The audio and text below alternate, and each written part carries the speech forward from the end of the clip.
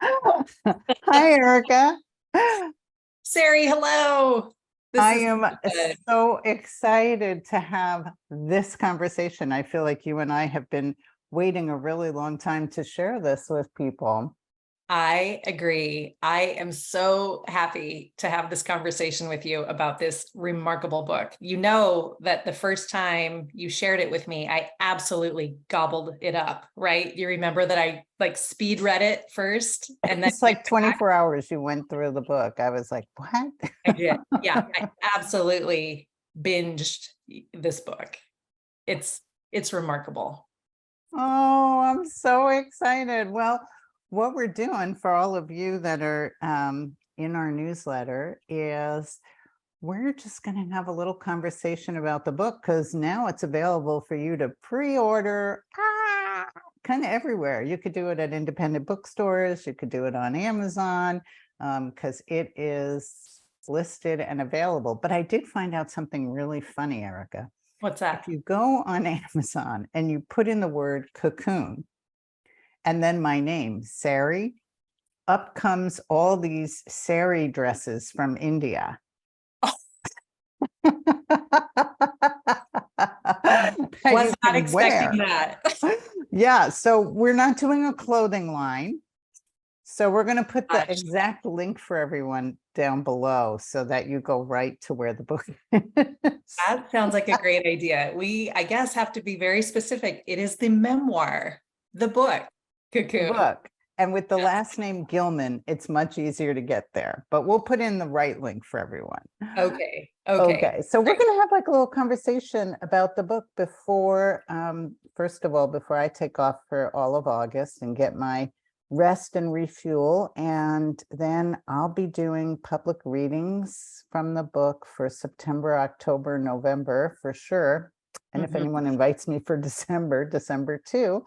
And I'm happy to do readings and interviews online or in person, but we have a few lined up that begin in September. So Erica and I are going to do just an interview about the book. So hit Yeah. it, Erica.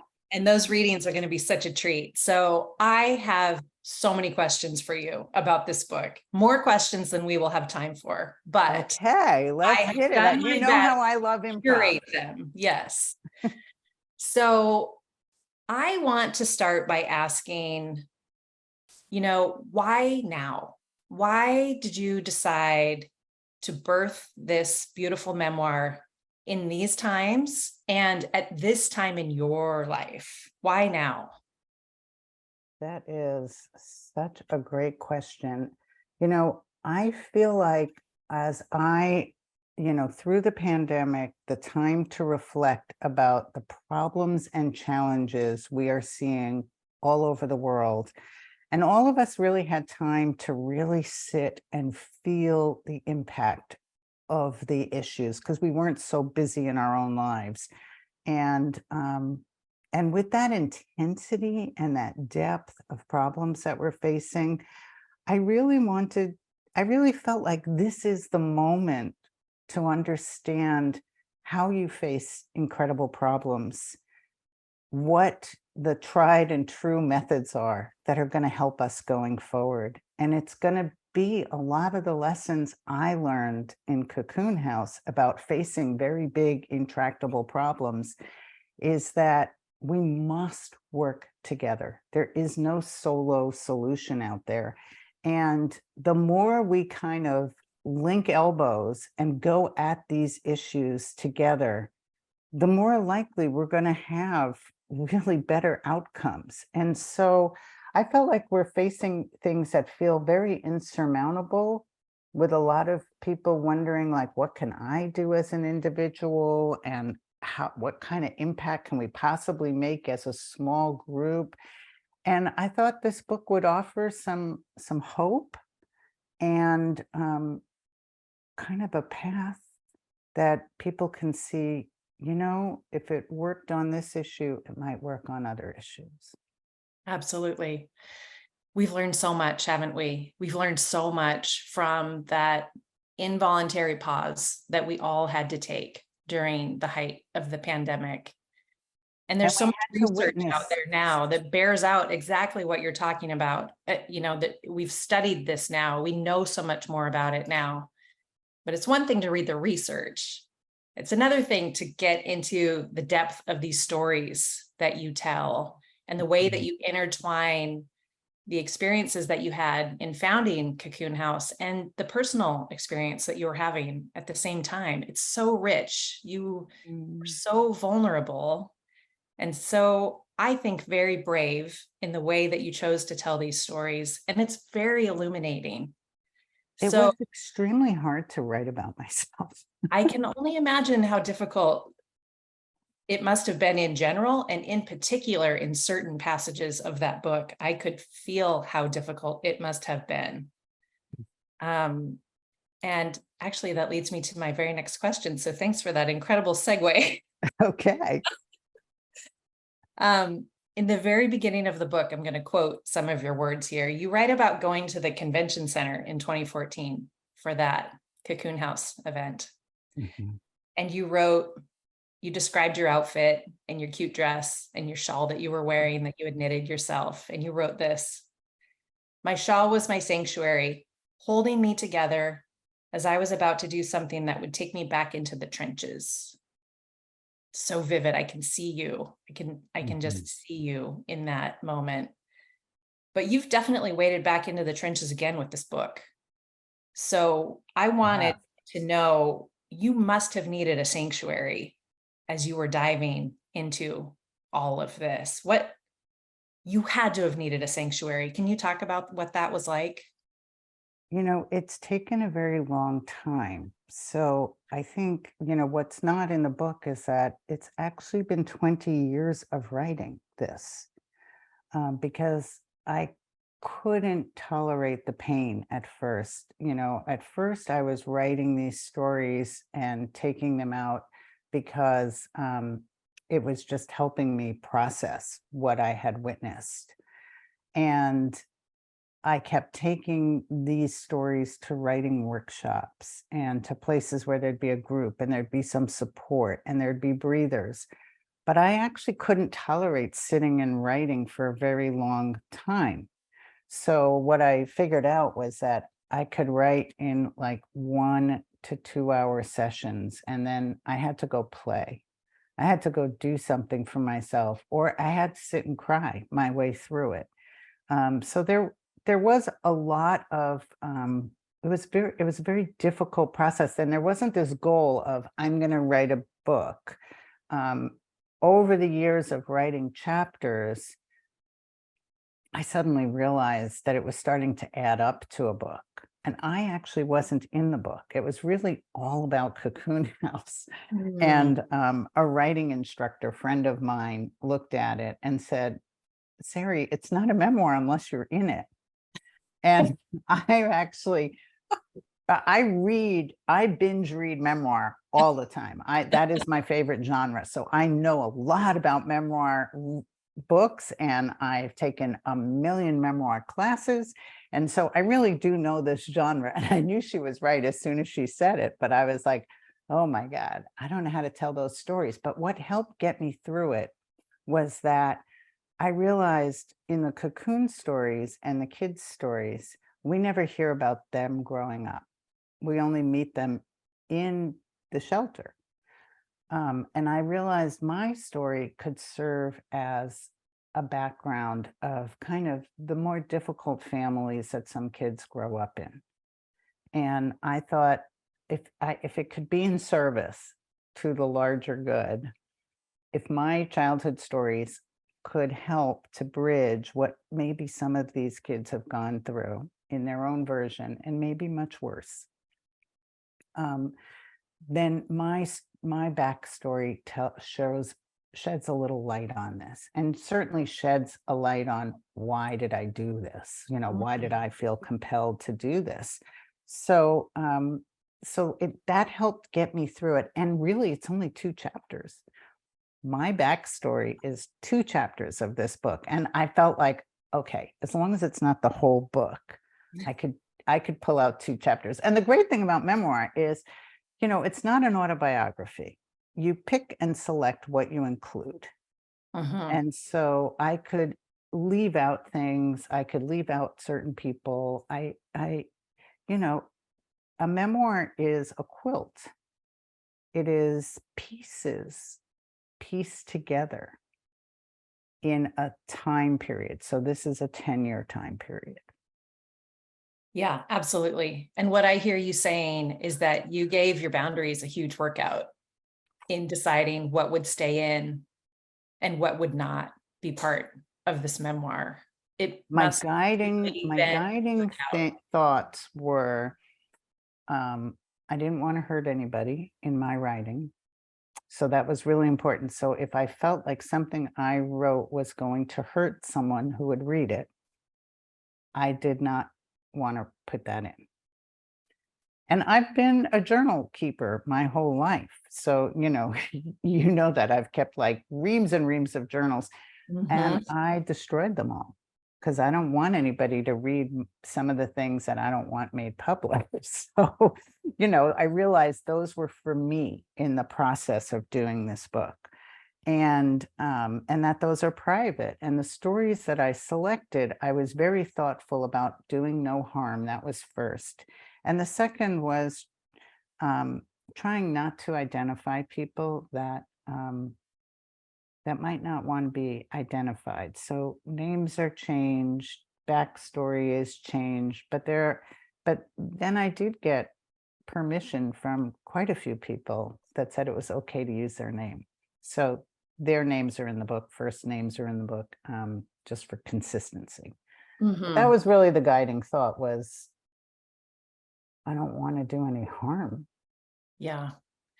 And the way that you tell these stories is so warm and human and vulnerable. We know that they're real people. They're not characters in a book. We know that they're real people and you treat them so tenderly. And Mm. I have selfishly, I have so many questions about Lily and Will and the general and the people who are in this book who sort of populate. I almost think of it as like when they come on stage and they change the narrative, they change the way that this story is going to go forward. They're fascinating and they're very human. And you really help us see how you saw them then, Mhm. and then also how you see them now as you look back on them. Mhm. And I think that's such a gift that you're so Oh, transparent in the way that you weave that in. And you do look back and think, I didn't see this then, but I see it now. And that oh, vulnerability and yeah. I sharing. was learning up the whole time this was happening. Yeah, I started out as a 29-year-old. right, right. What I knew and understood was very limited. Yeah, And I was learning up from all these people and all these kids. I always said that, the only way to learn what these kids needed was to learn from them and yeah. to observe. And so I felt like I was always kind of a student of them and figuring out what they needed. And each kid was so different, and each kid brought a whole different set of understanding. And there isn't sort of one way to do all of this. But Mhm. when I look back, I do see some things now that I understand that I didn't understand then. And I thought those would be helpful to put in the book because I do think that we're all learning when we do human service work. Well, and the other thing that I saw in the text is that in writing and publishing this book, you must also have new insights and tenderness toward yourself. And Mm. perhaps you've changed the way that you look back on that self, who you were. I didn't know you in those days. This was before I knew you. And I was looking tenderly at the Sarri who I hadn't met yet. And so I'm just wondering, did that sort of evolve for you as well as you're looking back on these people who are in the book? Did you look back at yourself differently too? Oh, yeah. Yeah. Yeah. I could see how hard I had to work for this. And I have so much gratitude to that younger self who might not have done everything right, but she certainly did the best she could. And she did more than she was capable of all the time. And I forgive myself.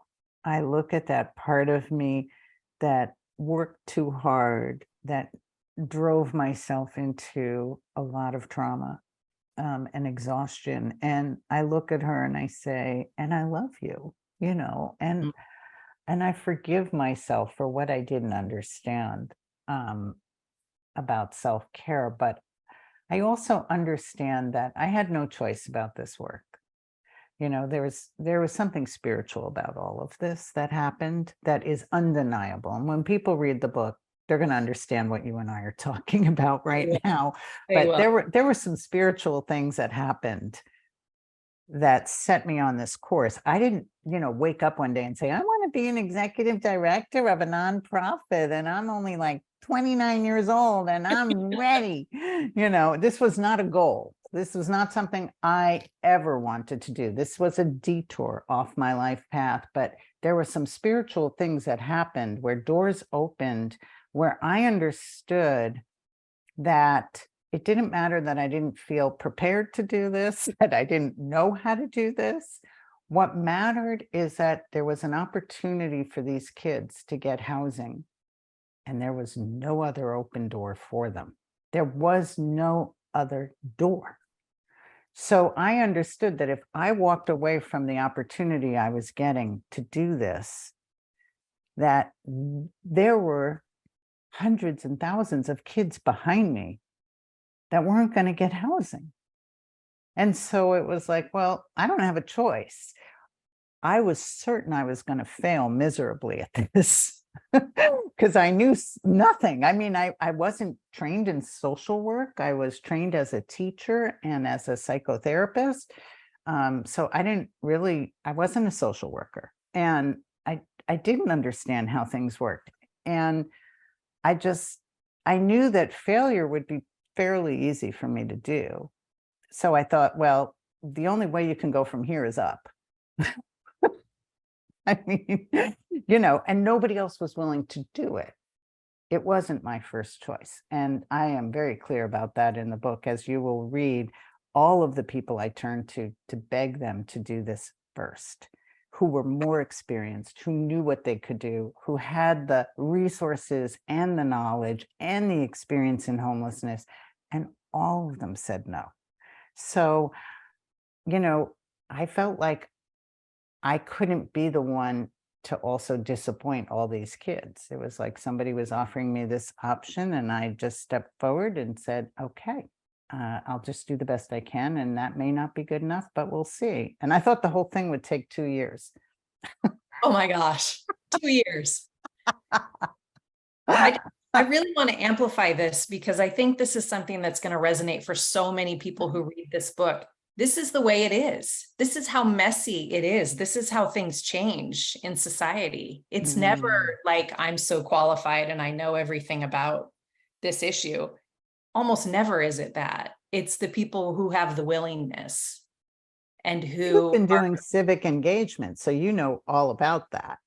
and I've been hearing some fabulous stories, and it's almost always this messy, I'm not ready for this, but I'm going to try. Or I don't know enough, but I'll get involved anyway, and I'll just get messy and see what happens. I mean, that's the reality of how it works. So I hope that when people read this book, they don't miss that part, because it's a really, really important part of your story, that you were willing, that you didn't say no, that you saw this and you said, yes, I'm not ready. And yes, I don't know what I'm doing, but yes, I will do it. I will try. It's incredible. It's really remarkable.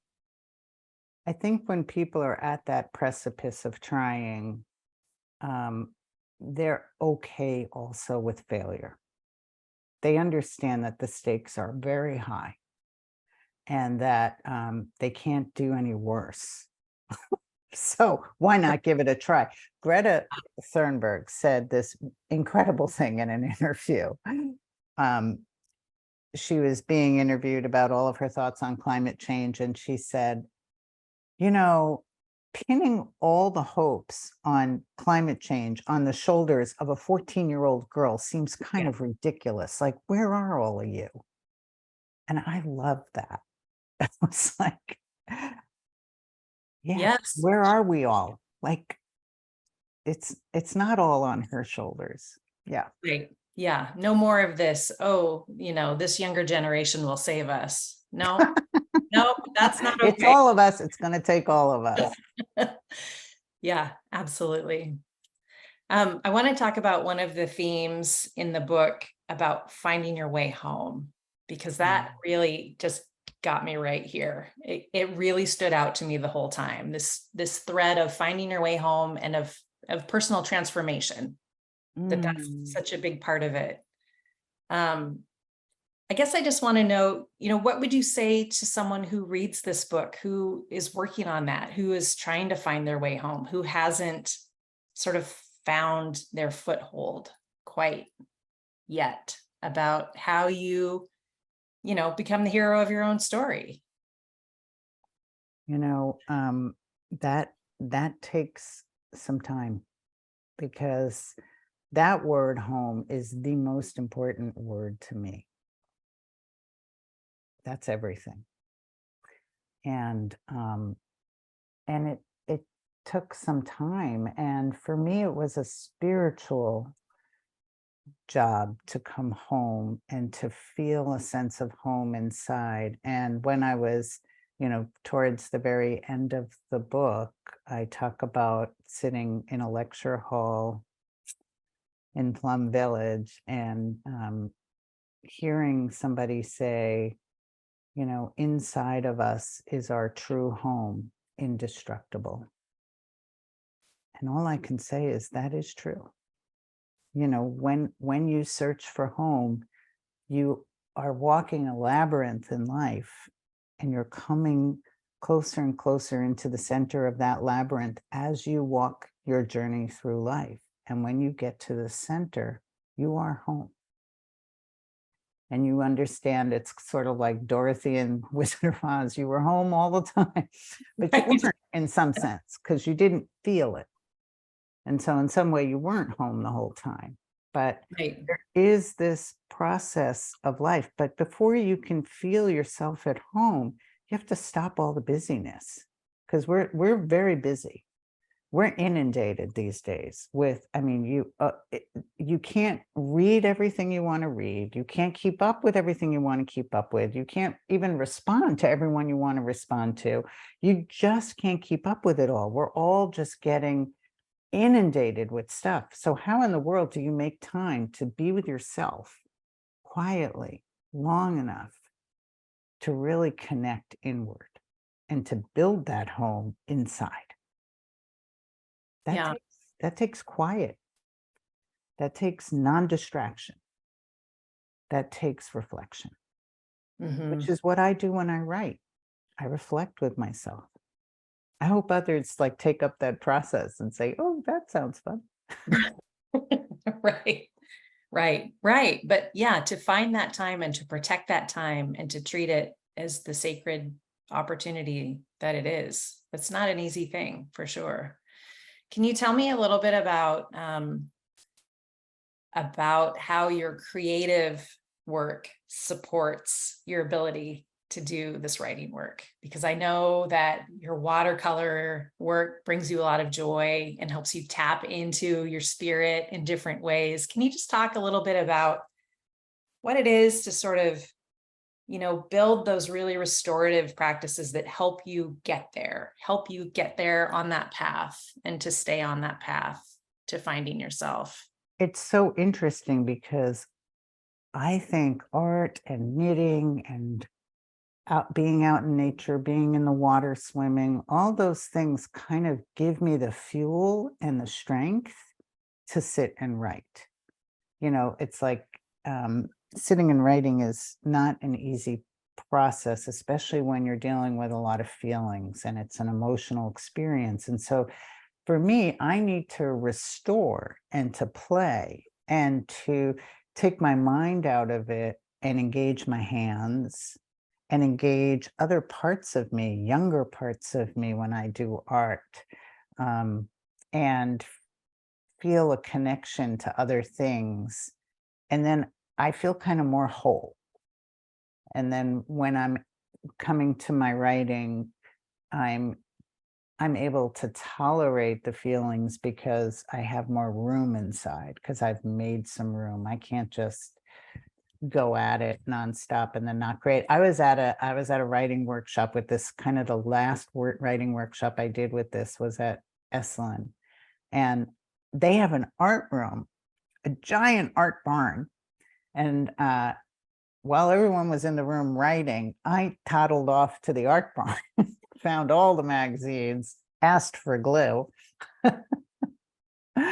and I made this giant spread of the book of Cocoon in as a collage. And then I slowly invited over the class members because they were like, "Ooh, I want to do that." So I was like, "Well, what book are you working on?" And then like we were all suddenly in the art barn doing art. Pretty soon you're running an art workshop, a collage workshop. I love that.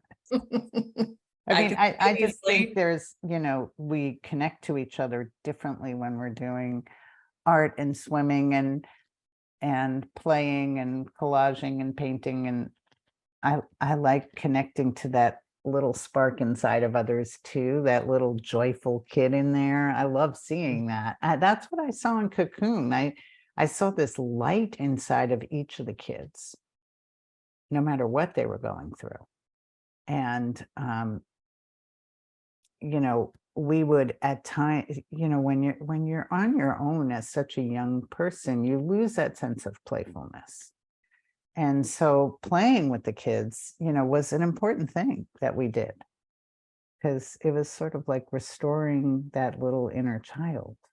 Yeah, that completely makes sense. Yeah. Completely makes sense. We could all benefit from a little more play in our everyday lives for sure. You can't face the hard stuff unless you have, some refilling and some connecting to that playful part. And that playful part of us is also very creative at problem solving. Mm-hmm. So when I have to like solve a problem in a picture, that feels doable. I feel successful when I'm doing that. It's like, okay, I solved that little problem of where that tree goes in my painting. And we don't always feel that success solving problems out in the world. So sometimes it gives us a little bit of a boost, like, okay, yes, you can. Sure, sure. Absolutely. Yeah, that makes sense. Um, I want to circle back a little bit to this process that you went through. And first of all, discovering that this was going to be a book and then embarking on making it so. I mean, you've written other books and Mhm, you have a process that you've mhm, developed in writing those books, but this is different. This is a memoir. And mhm. so I'm really curious to sort of peek behind the curtain with you. And once you knew this was going to be a book, how you approached that, what that process was.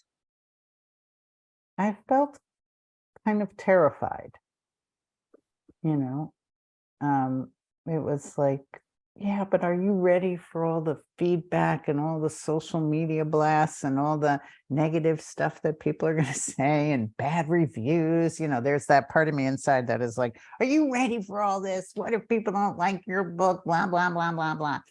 Um, and again, I felt like the book had a little bit of a higher purpose. So I was like, well, I'm tough enough to take that too. At this point in my life, I am tough enough to take that. So it's like this little dialogue with myself. But what I did decide was that I had to find a publisher that believed in the book, Mhm. that I wanted to find a publisher that believed in it. And I started the process of sending it out.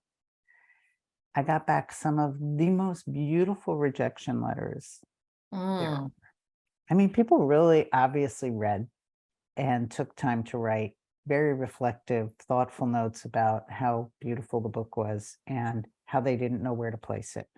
mm. And I understood that. Yeah. That they didn't feel like they were the right place. And so, like any author out there, you collect your 1 million rejections and you don't lose hope and you keep going. And, one morning I woke up and there was a note from the UK and it was an email.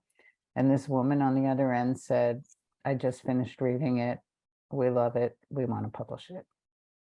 I have goosebumps. I remember that day that you told me. And I was just like crying my eyes out. Yeah. And it turned out to be a publisher that only does mental health books, that does only nonprofit publishing, and is using proceeds to benefit the mental health system for children in schools in the UK. So I feel like I've come full circle because that was where I started my work. Mhm. I was working in schools doing mental health programs and supports for kids who were in a lot of pain. And so that's exactly what I was doing. And so to see it come around like that, again, it felt very spiritual and meaningful to me, that Mm. like, that's no accident. So Right. um, we worked out terms together that felt very reasonable and doable for a nonprofit, a very small publisher. And I felt very encouraged because they so loved the book and that's what mattered most. And they understood where the book did fit. Mhm. And they only do a couple books a year. So, it was great that they were willing to put the time in with this, and they did such a beautiful job. They were a joy to work with. So, I didn't want to go forward without any kind of publishing support. And I also didn't want to wait until it was too late, wait until I was too old or I was gone. Like it was like, no, I wanted to be here to see this story come out. So it was like, now or never, come on, get on it. Take all the rejections you can. And, if you don't take things personally, which I try not to take a lot of things personally, you can't take things personally. You just have to be able to handle the fact. And that was true with Cocoon House all the way through. There were a lot of people that said no to me. Mhm. And I just couldn't take it personally. And I also can't waste my time on all the no's. Cocoon House taught me, look for the yes. Just find the yes. Just find the people that are yes with you and forget about all the people that are no, because Yeah. they're not going to help you. So what difference does it make? And eventually they even came on board, was what I learned, was that no's did turn to yeses eventually. But just go out there and find the yes. And for people that are, thinking about their own story, that's what it takes. And if you're going to do a book, you've got to be able to tolerate criticism and you've Yeah, got to be able to tolerate rejection. absolutely. And those no's, sometimes the no is a gift because it gets you that much closer to the yes. The yes is somewhere down the line. You just get through the no's and then eventually you're getting closer to your yes. Yeah. Yeah. And, it was just an interesting thing to kind of watch. And it's funny to hear that, like, people who really care about me and know me, like you, who read the initial early phases of the book, were like, oh, this is so good, it's so wonderful. But that's what your friends say, so it's like, I knew that too. Sure. We meant it. We meant it. But this finished book is truly something, down to the cover. I mean, all of the details of how this book is being presented now to the world are just gorgeous. So what a feeling that must be, to Yeah. know that, you did find the right fit and you did get the right publishing house who knew what to do with what we always knew all along was a beautiful book. So that's got to be very Oh. gratifying. Oh, thank you. Yeah.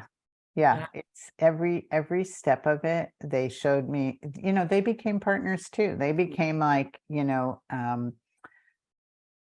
they enhanced it. They made it better, I probably would have done a cover with like butterflies all over it and cocoons. And they were like, they sent me the draft of what the cover was going to be, the rules for the graphic designer, and they said no butterflies, no cocoons, nothing cliche. And I was like, oh, I'm full of cliche, aren't I? So I decided, I'm not going to control this. And that was also something that I learned in Cocoon House was, when you work with partners, you got to let other people bring their voice to the table and bring their expertise in. And you partner with them, you collaborate together. It's not all my vision, it's not all my voice. And that's true. Like in publishing the book, it was like, well, let's see what they do with a cover. And then they came back with 2 covers that I loved. And I was like, I can't even decide. I like them both so much. But I loved what they did. They kind of took the word cocoon and broke it into bridges where the C and the O's and the N, they all look like bridges all over the book. And that really is the heart of the story, was building those bridges. So it all made sense in the end. It's so rich. It's so rich. I could talk to you about this book for quite a long time. Well, I'm sure everybody just wants to pre-order and read it at this point. Absolutely. Of course they would. That's obvious. It's obvious to me. Is there anything that I haven't asked you that you really want to say about this book as it makes its way through from reader to reader? Well, I really hope that it's worth your time to read it. And if it was worthwhile, or if it made you cry, or if it really touched you deeply, please leave a review somewhere on Goodreads or on Amazon or wherever you leave reviews, on your social media, because authors, small authors, have a really hard time being seen and books getting noticed. And the only way that books really do get noticed is when we pass them hand to hand and when we talk about them. So be a fan of your authors that you love. And if you love this book, please be a fan and share in some way where people can see your review of the book. That really, it helps authors. It helps all authors. You should do this with every book you read. Yeah. So for all of those book clubs out there who read this book and talk about this book, get the reviews out there. And I love joining in when people are doing a book club. It's feel free to reach out to me because I love connecting, and I'm happy to pop on and hear questions and figure something out with different groups. And I'm hoping to see you at readings, at live readings, in-person readings. And if not, I'm hoping to see you online. So enjoy the book. So we'll let everyone know how to do that, right? We'll have links in the newsletter so people can reach out and say, yeah, our book club really wants to talk to Sarri. It's nothing I'd rather do than talk about this book. The readings are going to be a treat. I can't wait for those. First, you get to have the time off so that you can be rested and ready, but those readings are going to be a real gift to everyone who can make it. So I hope people do take advantage. I know some people were like, what do you mean the book is dropping August 1 to 3 or something? What do you mean you're taking off August? Well, that's a commitment that I make to myself to not work. So we started the schedule for September, and I'm already scheduled for September readings, October readings, November readings. So, it turns out the world can wait for you for a little bit if you have a commitment to yourself. So be sure you do your self-care. That's always the message. Absolutely. Yeah. Well, Sarri, I just have to say congratulations. Oh, thank you, Erika. It's so fun to share this journey with you. And I'm glad that people also get to meet you and know you. And you can also reach out to Erika if you want to schedule something. Hooray.